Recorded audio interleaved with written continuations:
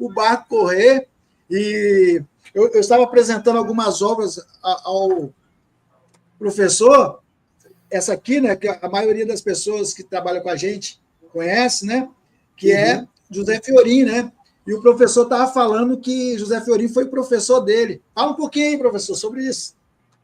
Rapaz, eu fiz o meu mestrado na área de letras, com concentração na análise do discurso na Universidade Mackenzie. E o Mackenzie sempre teve um vínculo muito forte com professores da USP. Né? O Fiorin era um dos professores da USP, a doutora Diana Luz, que também foi a coordenadora de mestrado e doutorado da USP, então ela também era professora no Mackenzie, e foi nesse contexto que eu conheci essas esferas da área da análise do discurso no Brasil, linguística funcional. Né? Minha orientadora foi nada mais, nada menos que a doutora Maria Helena de Moura Neves. A doutora Maria Helena de Moura Neves, ela era considerada no meio acadêmico a mais importante linguista da língua portuguesa nos países lusófonos. Então, eu tive o privilégio de aprender, ouvir com esses doutores, né, também com doutores da escola francesa, o Dominique Menguenot, foi um dos meus professores também no programa do Mackenzie, o Charroudot, né, tem outro cara fenomenal na área da escola francesa também. Então, eu tive muitos bons professores para aprender com eles essa questão. Minha única luta era trazer isso para a Bíblia, porque, obviamente, nenhum exemplo que eles davam estava ligado à Bíblia. No meu livro, até que você tem aí o mito e a história na criação, há 2 apêndices que não pertencem à minha dissertação original de exegese sobre a questão do dialogismo em Gênesis e o problema da interdiscursividade em Gênesis, que já são resultados desse diálogo no segundo mestrado. Então, realmente eu tive o privilégio de estudar com esses homens e mulheres aí, que alguns até já partiram. A minha orientadora, a doutora Maria Helena de Moura Neves, já faleceu, né? Mas, puxa, foram grandes mestres na minha formação. Então, professor, quer falar um pouquinho do seu livro? Tá? Ok. Um pouquinho. Esse livro aqui, eu já li, reli. Eu falei para o professor que eu gravei mais do livro dele do que ele mesmo. Acabou de falar um negócio aqui que eu vou falar aqui, e eu já falei sobre o recurso aqui, e a gente vai falar sobre... Fala um pouquinho sobre como é que foi o privilégio de escrever essa obra aqui. Para mim, dentro desse tema, é a melhor que eu tenho aqui. Obrigado aí por referendá-lo, né? Esse livro ele nasceu, Léo, de uma inquietação minha ainda na época do seminário. Como eu falei na nossa primeira live, eu tive o privilégio, até quase que obrigatório. Minha mãe me botou para fazer isso, né? Não foi uma coisa, eu queria fazer, não. Minha mãe mandou fazer e eu obedientemente fui e fiz. Eu participei de 2 concursos de literatura na minha adolescência.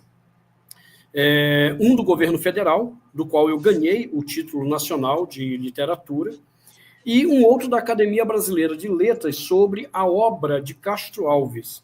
E eu obtive o 2º lugar na Academia Brasileira de Letras, analisando, né, a poesia de Castro Alves, as estruturas do discurso dele e tal. Isso eu tinha meus 14 anos.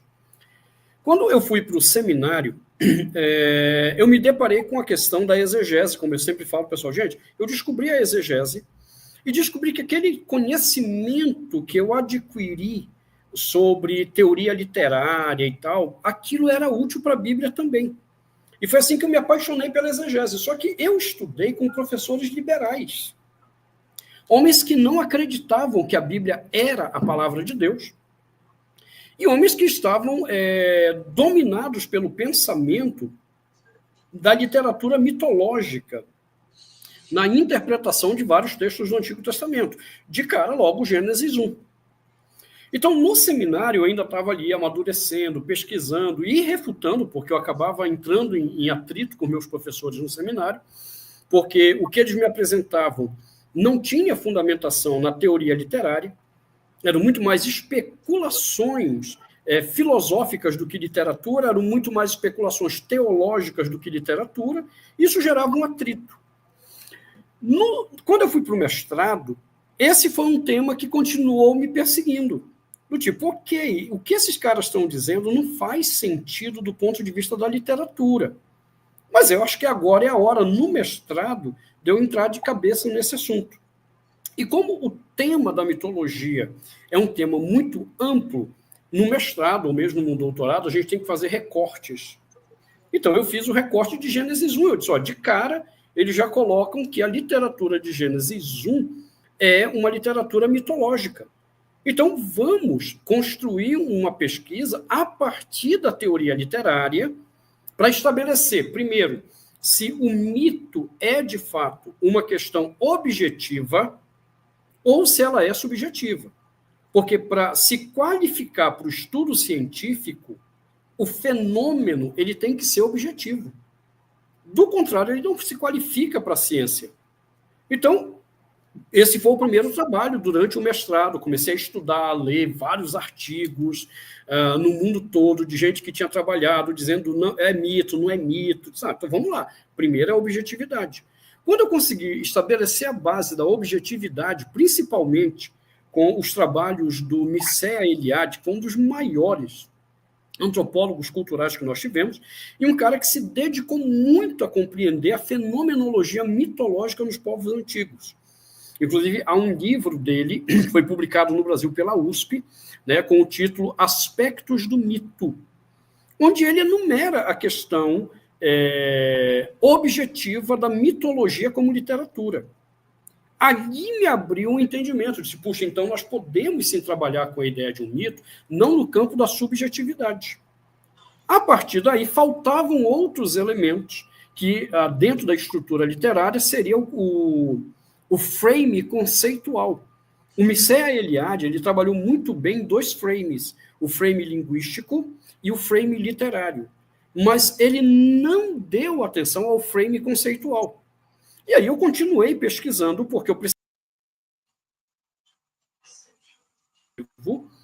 E nós temos todos os frames requeridos para uma literatura. E durante a pesquisa, eu conheci o trabalho de um exegeta, historiador e crítico literário israelense chamado Yeheskel Kaufman. O Kaufman escreveu uma obra muito extensa sobre a história da religião de Israel. É uma obra, eu não lembro agora se 5 volumes, é extenso o trabalho. E o Yeheskel Kaufman, ele decidiu fazer um resumo dessa obra dele, mais ou menos umas 500 páginas, e a USP também publicou o trabalho do Yeheskel Kaufman, a história da religião de Israel. E lá nesse livro ele dedica uma boa parte ao estudo do problema mitológico e do relacionamento de Israel e da religião de Israel com a mitologia. E o Kaufman apresentou o que faltava na minha pesquisa, a questão do frame conceitual. Então, agora eu tenho o trabalho do Mircea Eliade, me dando 2 frames importantes para fechar uma questão objetiva de literatura, que era o frame literário e linguístico, e o Kaufman fecha para mim com o frame conceitual. Com isso na mão, eu pude partir para a análise comparativa da literatura. Então, ao fazer a análise comparativa dos mitos antigos com Israel, e veja, eu não me limitei a ficar apenas com a mitologia dos povos que andaram ao redor de Israel. Não, eu peguei aquela mesma estrutura, porque se isso é objetivo, isso não vai se limitar a Israel, aos povos babilônicos, aos egípcios. Não, isso aqui vai funcionar em outras estruturas mitológicas do mundo antigo.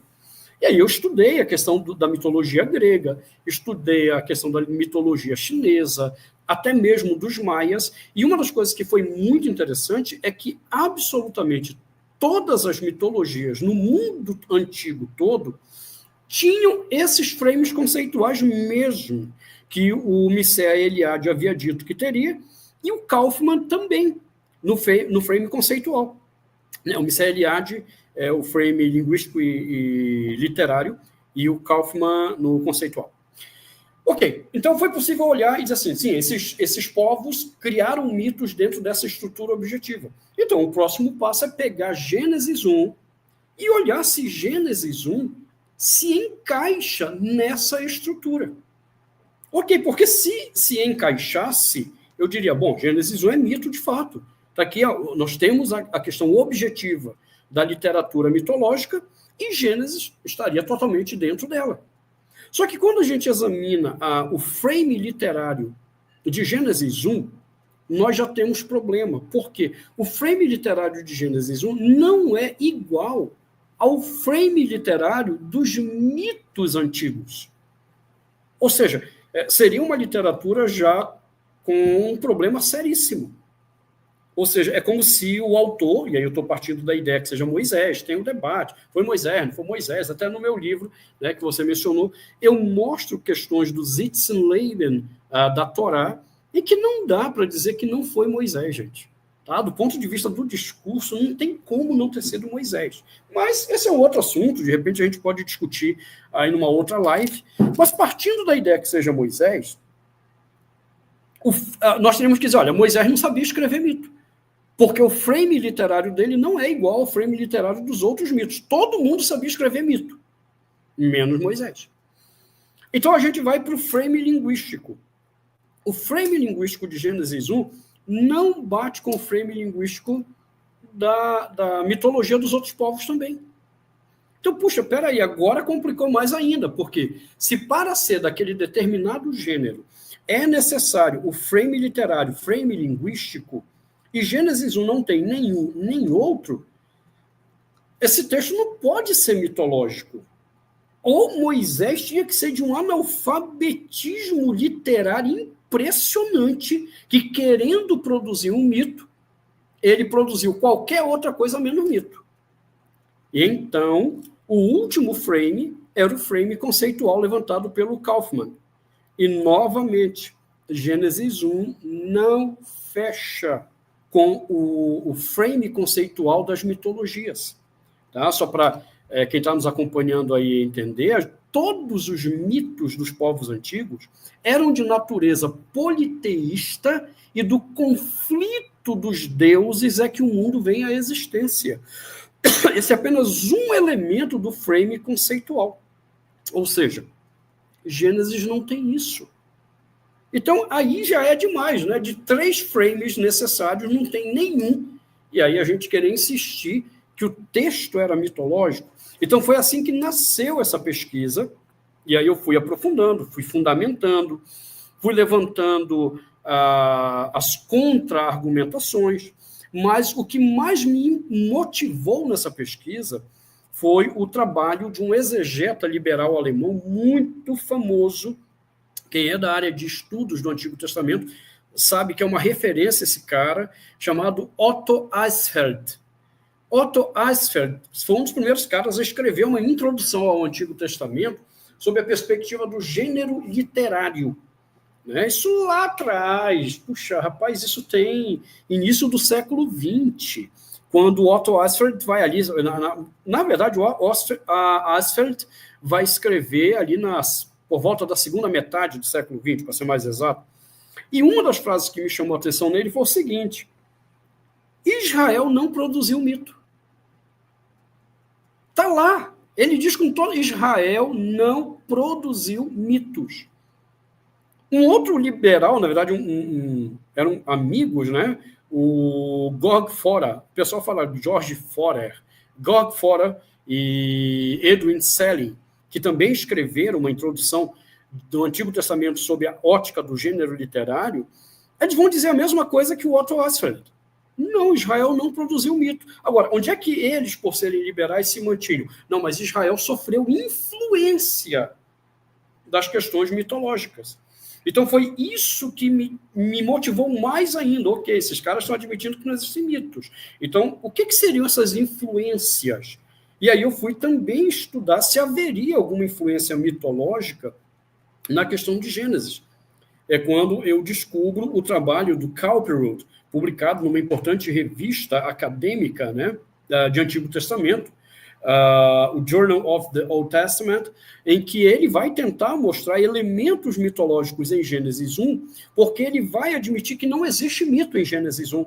Aliás, que Gênesis 1 não é um mito, mas que tem elementos. E um dos elementos que ele vai tentar defender é a questão do terron, em hebraico, né? Por causa do deus babilônico do abismo, em que ele vai dizer o Tiamat e o Terron seriam da mesma etimologia, a mesma raiz etimológica. E aí no meu livro eu vou mostrar, olha, esse cara viajou, tá? Porque não tem nada a ver a questão etimológica que ele construiu. Mas como ele estava condicionado a querer ver algum elemento mitológico, aí ele fez essa análise estapafúrdia da raiz da palavra, que é até um erro na linguística, a gente nem usa mais esse negócio de raiz da palavra, que significa. Em todo caso, eu usei a argumentação dele para mostrar que dentro dela mesmo não fazia sentido. Então foi assim que esse livro foi escrito. Na verdade, ele é a minha dissertação do primeiro mestrado em exegese. E depois, já no segundo mestrado, na análise do discurso, eu entendi que eu poderia aprofundar mais ainda o que eu havia dito no meu primeiro mestrado, com a análise do dialogismo em Gênesis e o sentido do... rapaz, fugiu agora... Toledoth. O sentido de Toledoth, do discurso de Toledoth em Gênesis. E aí eu aprofundei e coloquei mais 2 apêndices, né, no meu livro para também reforçar aquilo que eu havia defendido no primeiro mestrado.